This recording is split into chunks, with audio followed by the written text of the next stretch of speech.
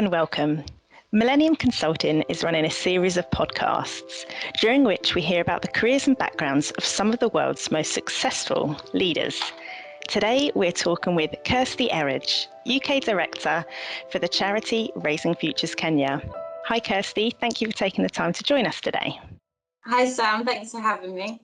You've enjoyed a successful career within the charity sector, with over 10 years' experience in international development with a particular focus on community-led empowerment programs.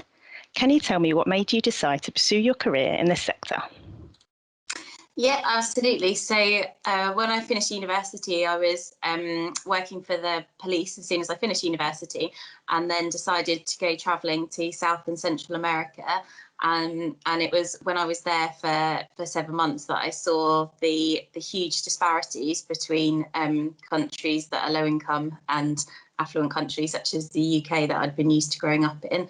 So that's what sort of sparked my interest in working for organisations that will help restore social justice and equality and equity for people that live in poverty or don't have access to the sorts of facilities and services that they should have.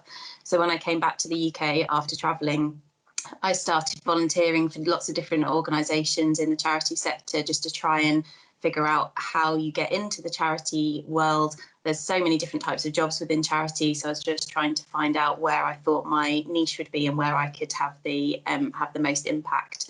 So that's what inspired me to get involved in charities, but particularly international development, because I wanted to work with international organisations.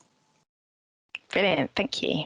COVID-19 has impacted charities worldwide. It would be great to just hear how things are going at Raising Futures Kenya. Yeah, so at Raising Futures Kenya, there was a similar lockdown that happened in the UK in Kenya, where the government decided to close all schools, colleges, universities, limit travel, restrict movement, just to try and control the spread of the virus. The prevalence of the virus wasn't as large as it was in the UK, but the issues in places like Kenya that they don't have the health facilities to be able to cope with such infectious diseases. So it was important for the government to lock down early. Unfortunately for Raising Futures Kenya, this meant that the vulnerable young children and young people that we work with then were sent home. Lots of people work in casual jobs and they all lost their jobs. So we went from being a development organisation helping children and young people to get an education, to get a skilled vocation, and to help them either get into employment or start a business so they can then become financially independent. We went from that to providing emergency aid because we were already working with these vulnerable families. They were in rural areas or slum communities in Nairobi, and it was places that the large NGOs just weren't reaching and the government aid just wasn't reaching. So we had to respond really quickly to provide emergency aid for these people in terms of food, medical supplies, health and hygiene supplies, and rent, because many of them, as they'd lost their jobs, were then also at risk of being made homeless. So the challenge for us became not only providing that emergency aid to the families safely to protect our staff in Kenya and the organisations that we work alongside in Kenya, but also it was at a time when funding was suddenly cut for lots of charities working in international development, because many of our funders either stopped their funding rounds completely or decided to switch their priorities to supporting organisations working in the UK. So it meant there was a really difficult time where the need for our services and support went through the roof at a time when funding and support was just disappearing at a rapid rate. So I think that was the most challenging time that we've ever had as an organisation. But thankfully, the team that we work with in Kenya, we work alongside a Kenyan organisation. The people that we work with are from the communities. They tell us what's needed and how we can best support them. So it's very much a community-led organisation. And they were able to respond really quickly and tell us the safest way that we could support the most vulnerable families and children during this pandemic. So we were really lucky that we work with such incredible, dedicated teams in Kenya. The teachers that we work with were absolutely dedicated to making sure that the students didn't stop their education, even though they were in lockdown and couldn't come into the classrooms. So they all adapted their lessons and switched to digital learning and distance e-learning, which they've never done before. So it was a huge challenge for them, but they did everything they could. So they continued lessons through WhatsApp, through printed workbooks for people that didn't have access to mobile phones. They were calling families on a weekly basis just to offer counselling and support to the families. It's obviously an incredibly worrying time. They were providing emergency health messaging because, again, rural communities don't have access to the sorts of information coming from the Ministry of Health that other communities may have had. And they were just incredibly dead set on making sure that these students could continue their education and that they're not going to miss out, whilst also having to try and homeschool their own children, help family members that had lost their jobs. They're just incredibly resilient and inspiring. So that's what kept us all going and motivated us to do the best we can to get the fundraising in that they needed to be able to provide the support that they needed. Wow, what an incredible answer. What a team you have. Yeah, they're amazing. We're really lucky. Now we're going to talk a little bit about you. So what personal qualities do you possess that have enabled you to be successful working within the charity sector? I think anyone working in the charity sector, you just have to have a huge level of empathy and passion, because if you're not passionate about what the charity and the organisation that you're working for and the causes that you're trying to support, then you just won't be successful, because you need to be able to understand what the participants that you're working with and the people that you're working alongside with, that you need to understand what they're going through in order to be able to convey that to the people that you're then asking to part with their hard-earned money. And you need to be able to tell them the difference and the impact that it will make. So I think it's really important to have empathy and understanding, and also just to be quite resilient and understand that lots of people are going to say no to you, and you need to be able to pick yourself up, dust yourself up and carry on. Yeah. Now, a question I ask all my guests: what motivates you and makes you want to get up in the morning? The team in Kenya, without a doubt, just the things that they do, the dedication that they have, the passion that they have for the work that they do in supporting children and young people. Without a doubt, that is what motivates me and what makes me want to do the best job that I possibly can to enable them to support the people that need it most. Brilliant answer. Now, is there anything you'd wish you'd known when you first began your career? I think probably knowing that not everyone will be as passionate about things as I am. So if they say no to me, I was taking it very personally and was getting quite disheartened and demoralised about that. And I couldn't really understand why people didn't feel the same the same as I did. So I think it's probably, I wish I'd been a little bit more realistic and a little bit more understanding of people's other competing needs, that just because I'm passionate about a particular project or cause, that doesn't mean that everyone else is going to be. So it's about trying to find the people that are aligned with your values, or the values of the organisation that you're working for, and really build the relationships with those. That it's a long process. It's not just full of quick wins. You really need to build those relationships with people, and understand that not everyone is either going to be in a position to give or support, or they're just not going to be as passionate about that particular cause. So yeah, I think I wish I'd been a bit more resilient at the beginning of my career. What advice would you give someone starting their career within the charity sector? I think it would be to find a cause or a charity that you're really passionate about, because if you're not passionate about your work, it will show. So you need to believe in the cause or the values of your organisation that you're working for, and you really need to find something that will motivate you to get up every day. And also, working within the charity sector, there's so many different types of roles that you can have. And I remember when I first started, I wish that I'd known at school that there were all of these opportunities available to you, because working in a charity was just never something that was ever even on my radar. But there's so many incredible roles that you can have within a charity, from fundraising, marketing, communications, finance, operations, to then actually delivering the programs and supporting the people that you want to work with. So there's such a huge variety. So I think my advice to anyone wanting to get into the sector would be to try and volunteer in as many different roles within charities as you can, just to try and get a flavour of what type of career you would like to have, but mainly to focus on working in an organisation that you believe in and that you feel passionate about, because job satisfaction, it will just, the enthusiasm that you have for your cause will show in the work that you do. And I don't ever feel like I'm working. Like, this feels like an absolute privilege for me every day to be doing this. So I think everyone working for a charity or any organisation, you shouldn't feel like it's work. It should be a joy and a privilege to be doing that. I mean, that's the dream, isn't it? Yeah, definitely. I'm very lucky. So talking a little bit about recruitment now, what are the key skills and personal qualities you look for when hiring staff?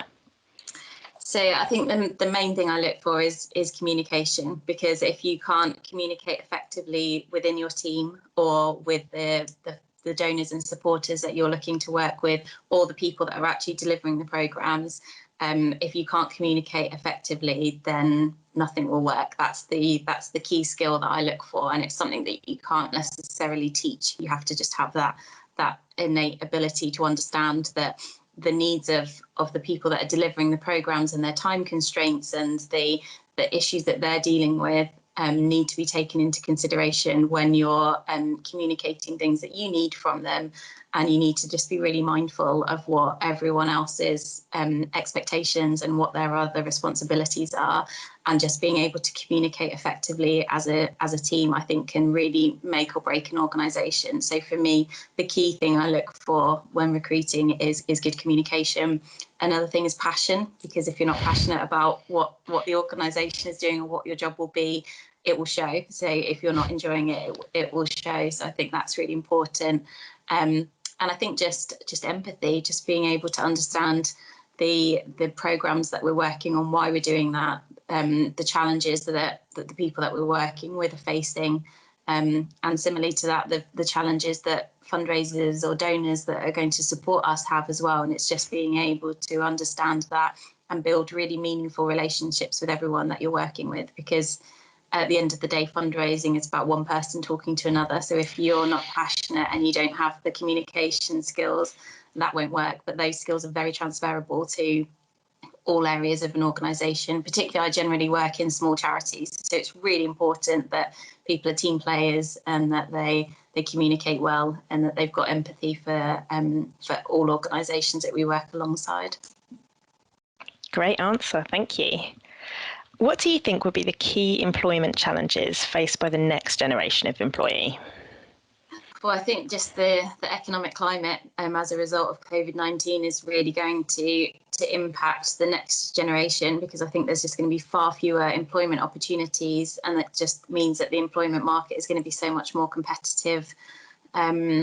I think, again, the key thing is just for them to be trying to get as much experience as they can, whether that's in a volunteer capacity, which is obviously really limiting to people that can afford that privilege of being able to volunteer their time and not earning money, but I think just doing as much research and just finding out the most about the organisations that they want to work for, because when you go to interview, it shows if you've researched the organisation and you know more about it.